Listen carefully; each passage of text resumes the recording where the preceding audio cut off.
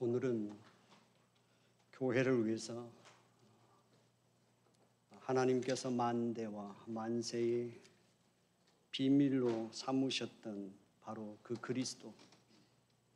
그리스도의 고난에 동참하는 사도 바울의 삶을 함께 나누면서 은혜를 나누고자 합니다. 골로새 교회는 바울이 세운 교회가 아닙니다. 바울이 안디옥에서 사역할 때 그곳에서 복음을 들은 에바브라가 골로새 지역으로 돌아가서 그곳에 세운 교회입니다. 바울은 골로새 교회를 이 서신을 쓰기 전까지 방문한 적이 없지만 동역자인 에바브라를 통해서 그 교회 소식을 전해 들을 수 있었습니다. 골로새 교회에 대한 소식을 들은 바울은 기쁨을 감출 수 없었습니다.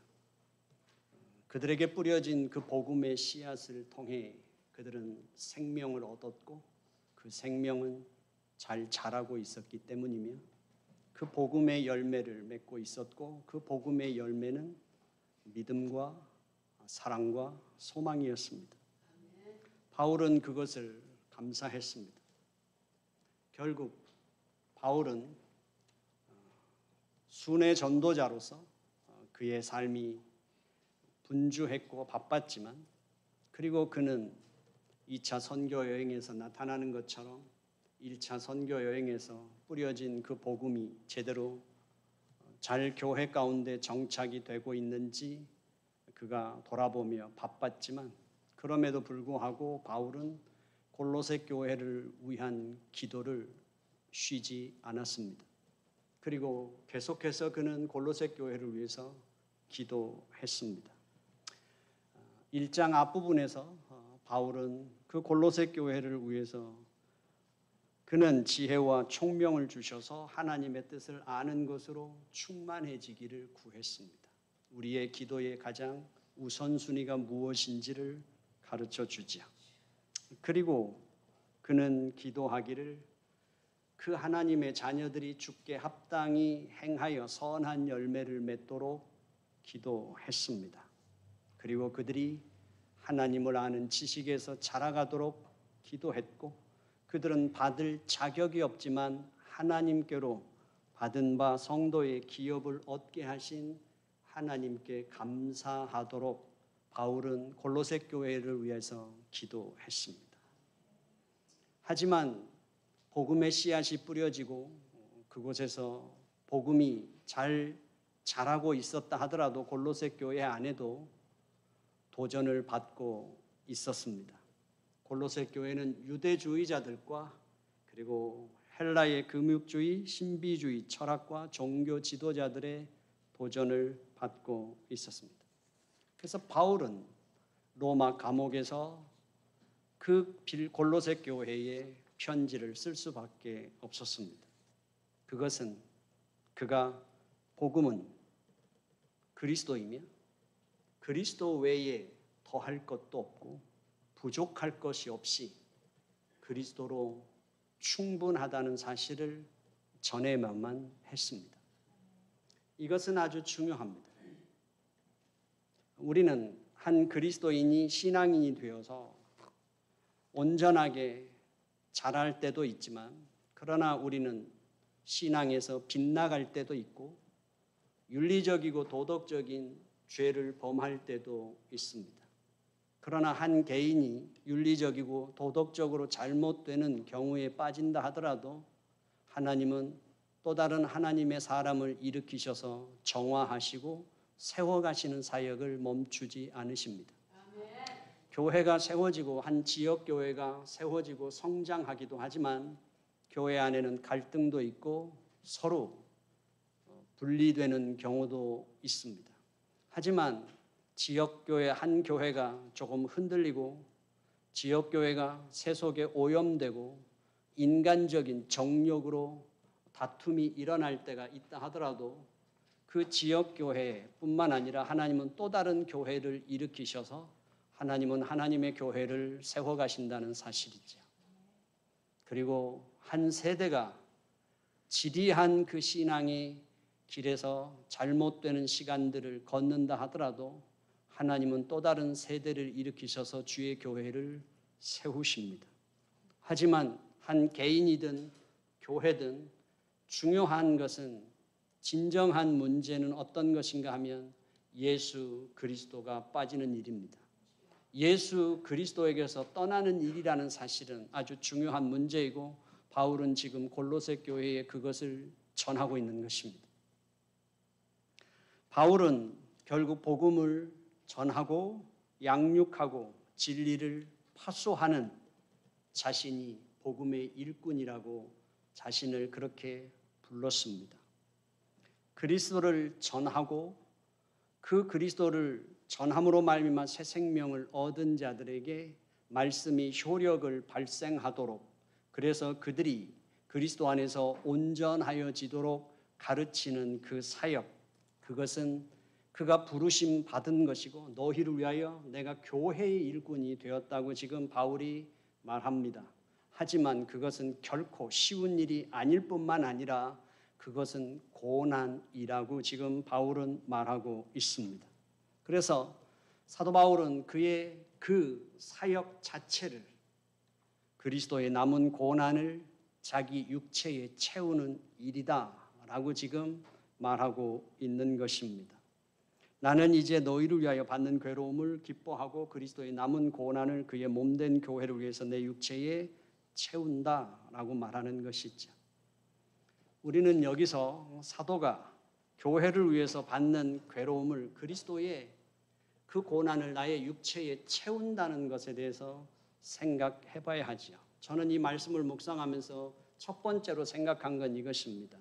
왜 육체로 표현했을까 하는 것이죠. 그게 그냥 피곤하고 힘든 일이기 때문에 몸으로 고생한다는 뜻이 아니라 우리의 구원, 복음의 핵심, 그 하나님의 만세 만대의 그 비밀이신 그리스도, 그 사역을, 구원을 계획하시고 그 경륜을 이끄시는 그 하나님, 그것은 삼위 하나님의 주권적인 사역으로 이루어진 것입니다. 그리고 그 주권적인 그 하나님의 사역에는, 그 고난 속에는 예수에게만 채워져 있는 고난이었습니다. 우리가 흉내낼 수 없고 우리가 그 안에 가담할 수 없는, 오직 그에게만 채워져 있는 십자가와 부활의 고난의 그 시간이었다는 사실이죠. 그리고 바울은 고백하는 것입니다. 내가 그 육체를 나에게 채운다는 건 하나님의 그 주권적인 구원 사역으로 말미암아 이루어진 그 역사를 나는 전파할 뿐이라는 사실을 내 육체에 채운다고 말하는 것입니다. 결국 우리에게 있어서도 마찬가지인 거죠.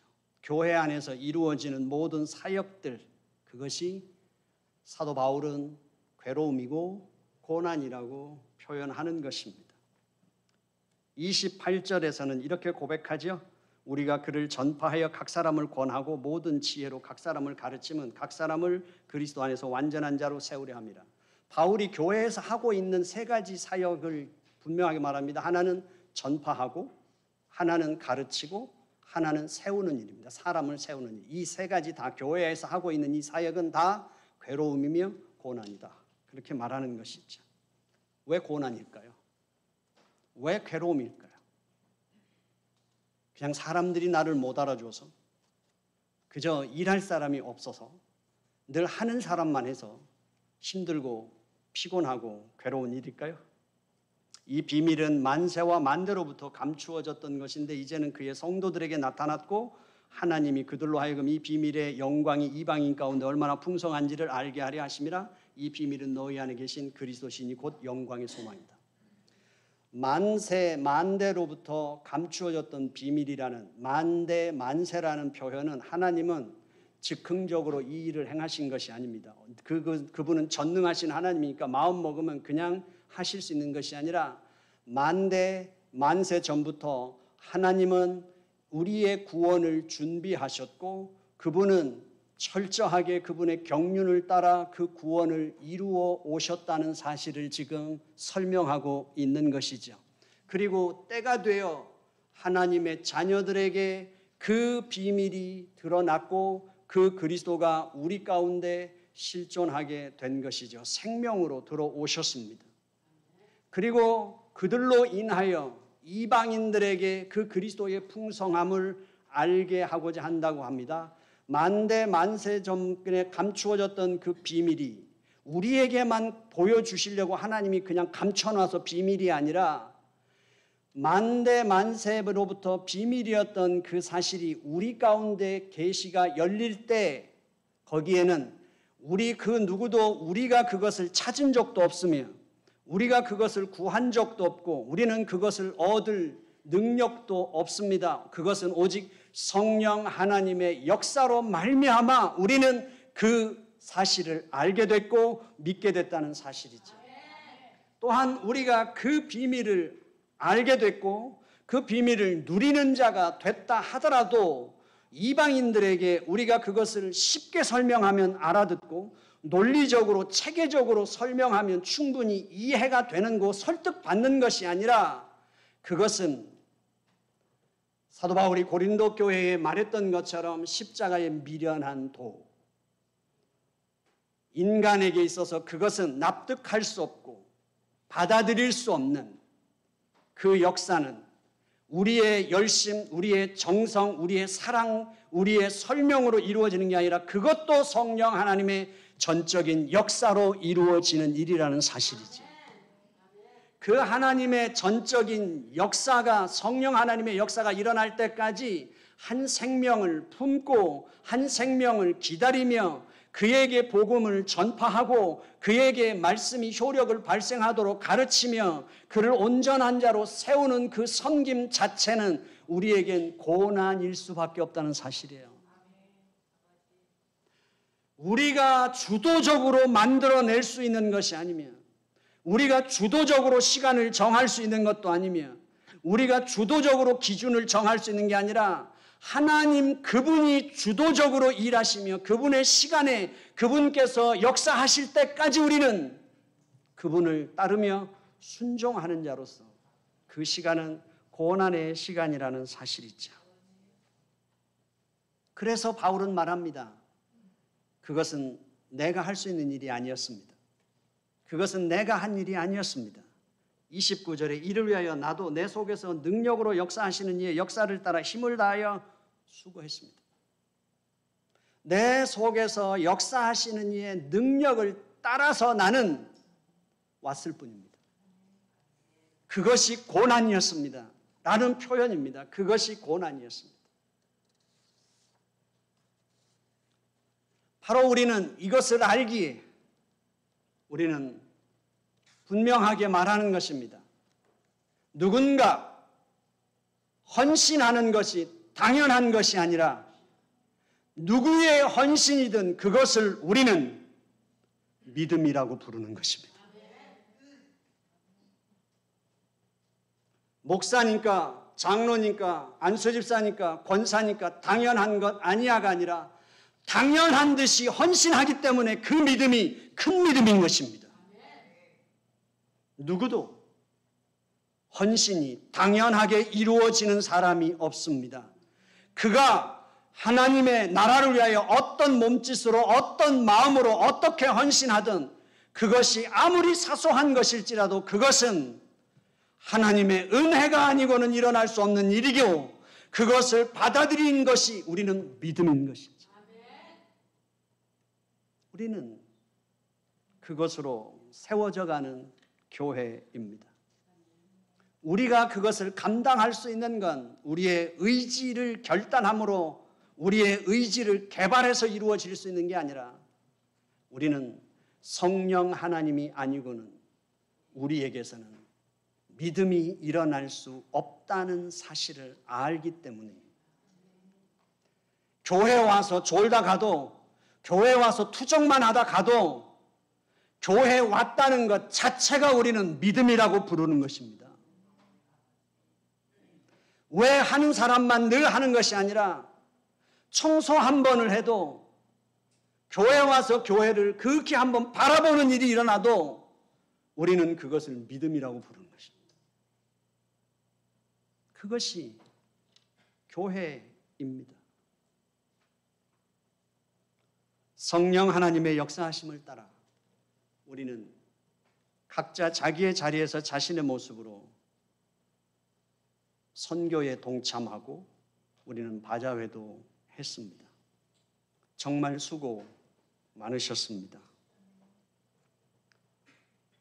저는 오늘 아침에도 교회 와서 참 많이 울었습니다. 목사의 자괴감, 여러 가지 생각들이었습니다. 교인들을 너무 고생시킨 건 아닌가 라는 그 마음이, 그러나 교인들의 그 헌신과 수고 속에서 오늘 아침에도 저는 그랬습니다. 하지만 우리는 압니다. 바울이 고난이라고 말했지만 그가 수도 없이 많은 매도 맞고 핍박도 당하고 고난당했지만 우리는 압니다.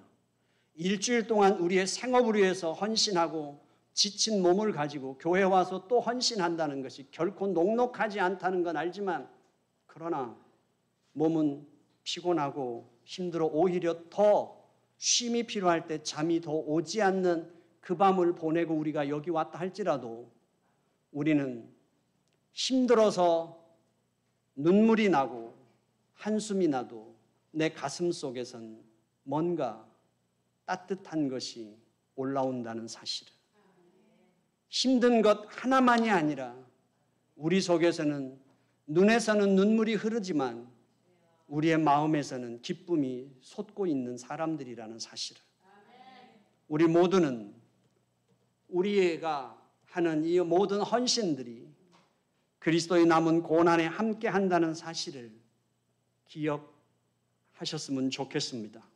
길벗교회 선교는 아직 하나님의 나라를 추구하는 우리의 갈망에 한참 미치지 못할지 모르지만 길벗교회와 길벗교회 성도들 한 사람 한 사람 속에서 성령의 역사하심을 따라 펼쳐지고 있는 그리스도의 구원과 하나님의 나라는 우리가 꿈꾸는 갈망 이상으로, 우리가 곤고함을 느끼는 그 이상으로 우리를 흥분케 하며 그 능력을 우리 가운데 충분히 드러내고 계시다고 확신합니다. 우리는 이제 시작입니다. 우리는 말씀을 선포하고 한 사람 한 사람에게 말씀을 가르치고 그 사람 속에서 말씀이 효력을 발생하여 그의 삶 속에 예수 그리스도의 풍성한 그 삶 안으로 들어올 때까지 그 모든 헌신은 고난일 수밖에 없으며 우리는 그 고난을 기꺼이 감수하며 우리가 장차 받을 하나님의 영광에 비교할 수 없는 고통이라는 사실도 우리는 믿고 있습니다. 우리가 교회 안에 들어와 모든 사람들이 다 하나님의 사람이기 때문에 우리는 모두 다 십시일반 져야 되는 짐도 아니며 우리는 각자 자기의 믿음대로 헌신할 때 존중해주고 수용하고 함께하며 격려할 수 있는 공동체, 그 공동체가 고난 가운데서 찬송할 수 있는 교회가 될 줄로 믿습니다. 저는 우리 EM들을 위해서 매일같이 기도할 때 제가 붙잡고 기도하는 건 구루터기가 남아있다는 것입니다. 지난 17년 동안 우리에겐 유스그룹을 통해서 행복을 느끼는 시간도 있었고 꿈꾸는 시간도 있었습니다. 그러나 지금 우리에게 남아있는 유스그룹은 오히려 저에게 하나님의 소망을 봅니다. 자체적으로 성경 공부를 하는 그 모습, 그리고 그들이 지금 우리가 무엇을 해야 되는지 잘 모른다 할지라도 내가 다니고 싶은 교회가 아니라 할지라도 그들은 지금 여기에 자기들 나름대로의 어떤 이유로 인하여 길벗교회에 머무르고 있습니다. 그리고 그들은 지금 그들과 함께 길을 찾고 있습니다. 나무는 그루터기가 남으면 광합성 작용을 하지 못해 죽습니다. 그러나 하나님의 뿌리가 내려진 그리고 하나님의 손에 붙잡혀 있는 EM들의 지금 가는 그 길 속에 하나님께서는 남겨놓은 자들을 통하여 또한 길벗교회의 미래의 길을 지금 준비하시는 가장 하나님의 활동이 활발한 시간이라고 저는 믿습니다. 그들과 함께 하나님의 시간을 준비하는 우리의 그 시간이 분명히 고난의 시간인 것입니다. 하지만 우리는 그 고난도 기꺼이 짊어질 수 있는 교회가 되기를 원합니다.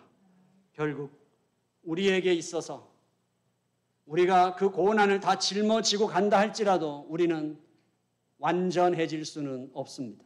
주님 다시 오시는 날 그분께서 그 완전을 이루실 것이고 그 완성의 영광을 우리가 경험하게 될 것입니다.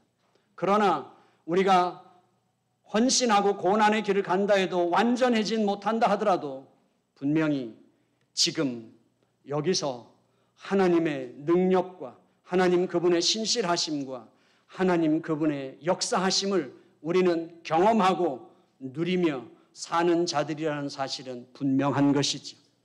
우리 길벗교회 하나님 안에서 우리가 걷는 이 여정이 포기되지 않고 하나님 안에서 늘 먼 길을 걷는 사람처럼 우리의 신앙 여정을 뚜벅뚜벅 걸어갈 수 있는 저희 길벗교회가 되기를 원합니다. 기도하겠습니다.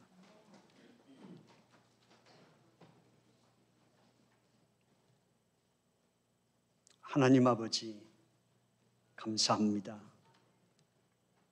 우리는 길벗입니다. 하나님을 신앙하는 믿음의 길을 함께 걷는 길벗을 허락해 주셔서 감사하고 우리는 다양한 사역을 통해서 길벗이 되어져 가게 하시는 주님 감사합니다.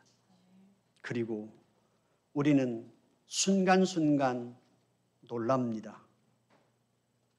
우리의 길벗들 속에 감추어져 있고 드러나지 않던 그만의 그 아름다움과 그리고 그를 통해서 일하시는 하나님을 경험하는 것만큼 우리의 신앙에서 짜릿함은 없습니다. 아버지 하나님, 어제 우리는 큰 일을 감당했습니다. 아버지 하나님께서 함께해 주시옵시사. 우리의 선교에 대한 열망과 하나님에 대한 사랑과 교회에 대한 뜻이 우리로 하여금 꺾이지 않게 하여 주시옵시고 든든히 서가는 믿음의 길벗들이 되게 하시며 길벗교회가 되게 하여 주옵소서. 예수님의 이름으로 기도드렸사옵나이다. 아멘. 찬송하겠습니다.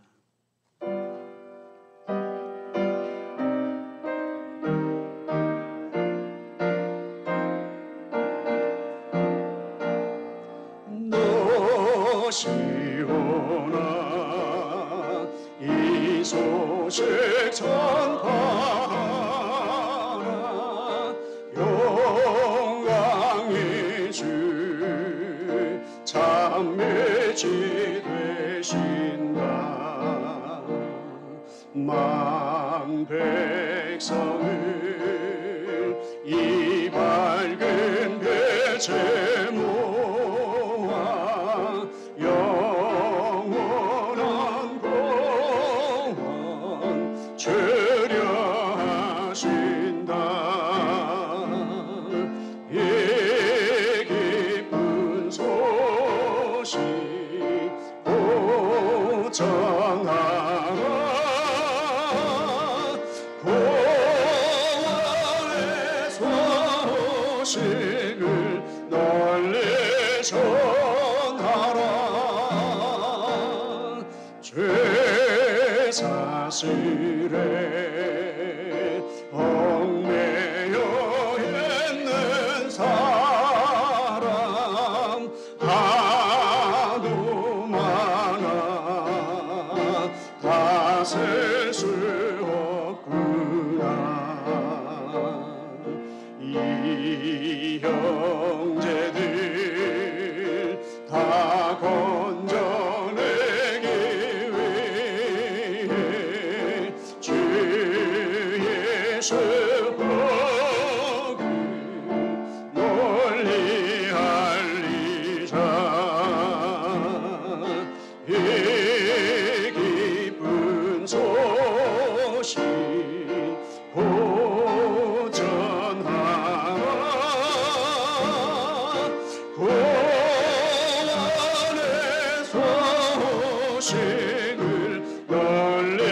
전하라. 온 세상에 너 크게 외치어라.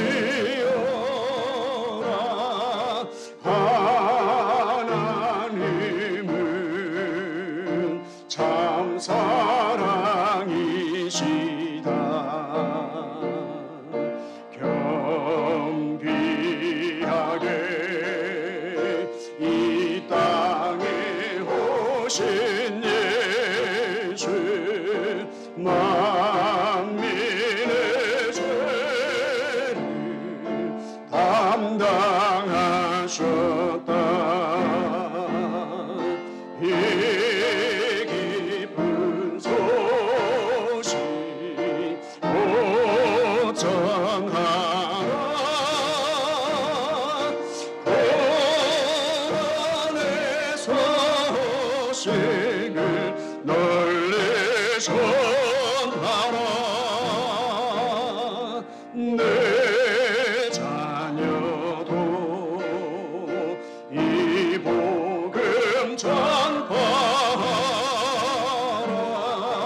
늘 기도와 온 재물 드려서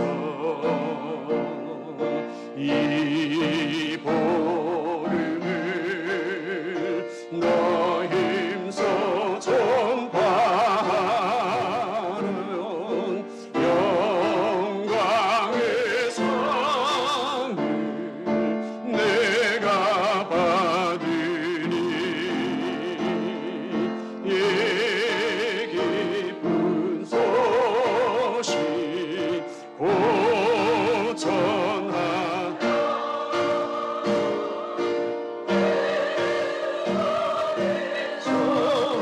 소식을 빨리 전하라.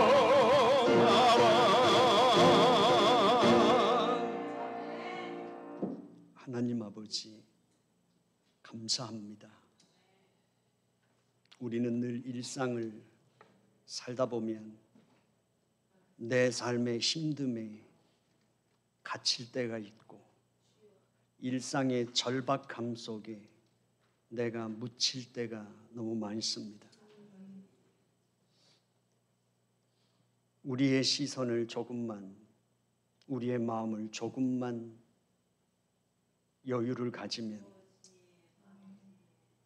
계절이 바뀔 때 공기 냄새가 다르고 바람이 다르고 새소리가 들리고 나의 나된 것도 볼 수 있는데, 그러지 못해서 우리가 하나님의 기적을 놓칠 때가 많습니다. 교회에 와서 우리는 우리의 신앙의 고백으로 본다면 여기 있는 모든 일들이, 여기서 벌어지는 모든 일들이 하나님의 기적이고 하나님의 은혜고 축복인 것을 아버지 하나님이 우리가 놓칠 때가 많습니다. 하나님, 주님께서 함께해 주시옵시사.